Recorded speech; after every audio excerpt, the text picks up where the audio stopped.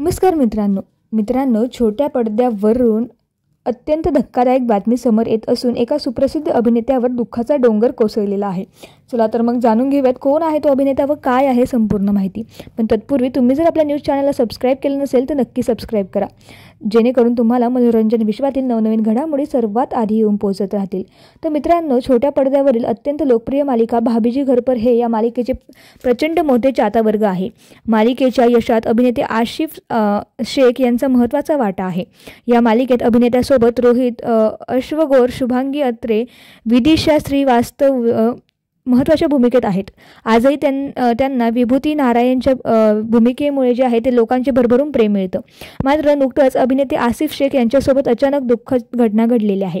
आसिफ शेख अचानक आजारी पडले आणि बेशुद्ध झालेले आहे। मिळालेल्या माहितीनुसार आसिफ शेख यांनी तातडीने घटनास्थळी प्राथमिक उपचार करण्यात आले आहे आणि त्यानंतर त्यांना जवळच्या रुग्णालयात दाखल करण्यात आले। प्राथमिक उपचारानंतर त्यांना चांगल्या उपचारासाठी मुंबईला हलवण्यात आलेले आहे।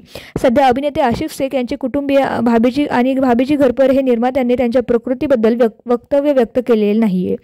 तेव्हा मित्रांनो, अभिनेते आसिफ शेख यांच्या कामाबद्दल बोलायचं झाल्यास त्यांनी बॉलिवूडमध्येही काम केलेले आहे। त्यांनी एस बॉस, करण अर्जुन, जोडी नंबर 1, पहली भारत आणि किसी का भाई किसी की जान यासारख्या चित्रपटामध्ये काम केलेलं आहे। भाभीजी घर पर हे याची 300हून अधिक वेगवेगळ्या भूमिका साकारण्याचा विक्रम त्यांनी केलेला आहे आणि जवळचे लोक त्यांना लवकर बरे वाटावे म्हणून प्रार्थना करत आहे। तर मित्रांनो,